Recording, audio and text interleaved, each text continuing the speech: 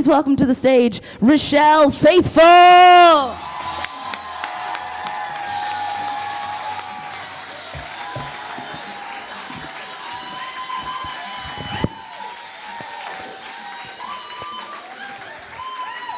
Thank you. Got the Lady Kravitz. All right. It's so good to see so many faces. Really, this was like an idea that Griffin and I had. We were hoping to have like 4 people in a basement. So thanks you all for coming out.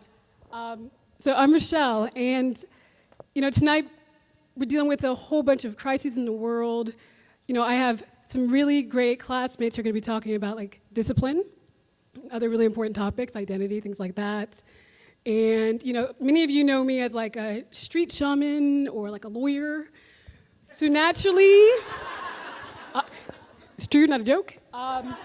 So naturally, I'm going to talk about biking and riding my bike. Yeah, right. So how many of y'all bike? The bikers in the room? Some brave souls.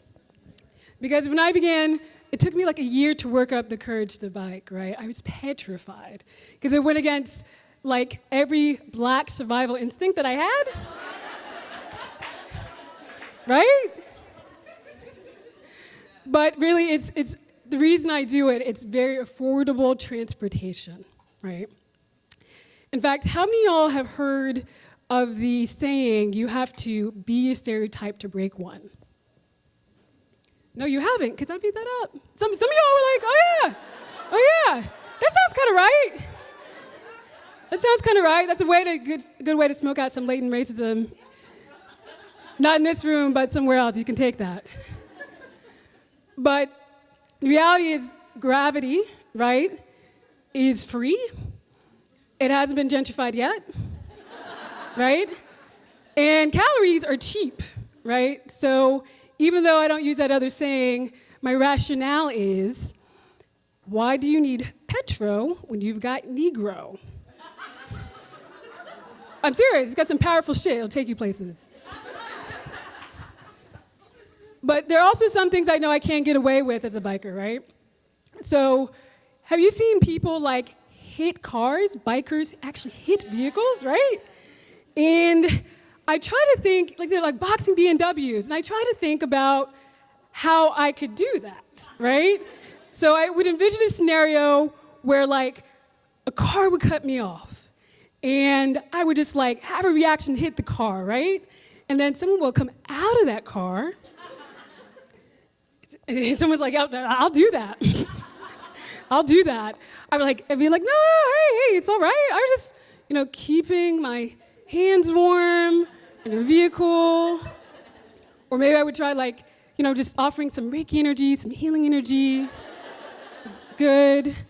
Or you know what? I think you're actually doing me a favor. It's Black Biker Month, and you've adopted me. I appreciate it. Have a wonderful, rage-free week. I'm out of here, right? Either way, nothing good would come out of it.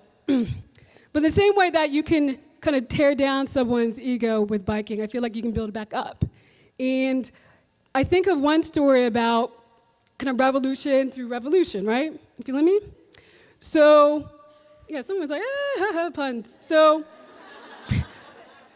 with this story, I was biking up 11th Street, right? That wonderful hill, right? Good for me. I can't get up 14th Street up at Clifton. But 11th Street, and I was riding behind this biker, and I'll use the pseudonym White Dude. So I'm riding behind White Dude, right? And he has like a lumberjack beard. He's got his lumberjack boots. He's got his skinny jeans. I appreciate that. Gender nonconforming, that's cool, right? But I'll be like behind him, and I would need to pass on the left, right? So I'm going to pass on the left, and he looks at me, right? And I look at him, and then I hear the music, right? And I got this like Western whistle in my head. So I know it's on, right? Shit just got real. Thank you, Laden, appreciate that. So I know things got real, and it's really serious. And to put this in perspective, right, this becomes so serious. I'm thinking about like the oppression Olympics, right? So I'm thinking about the ways in which sometimes people compete to see who's worse off. But this is the opposite of that, right? This is like the liberation hot dog eating contest, right? It means nothing. And yet, it means everything, right? So this race is on. So I'm like pumping away, I'm riding my bike. And I look to my right to look back at a white dude, and he's kind of like gone from lumberjack, and he's like morphed into like Macklemore, right, in my mind, right? He's got like a Grammy sitting in the water bottle part, right? And I'm like, I'm annoyed, right? So I'm like, this is for you, Kendrick, bless the yams. And I'm like biking harder, right? And then I'm biking, we're like halfway through, and I look to the right again, and he kind of morphs from Macklemore to like Donald Sterling in my mind, right? Yeah, and I'm like, I'm upset. It's not good enough for me that he lost his plantation. I mean, his NBA team. I'm really angry about this, right? So I'm really motivated. I'm pumping away.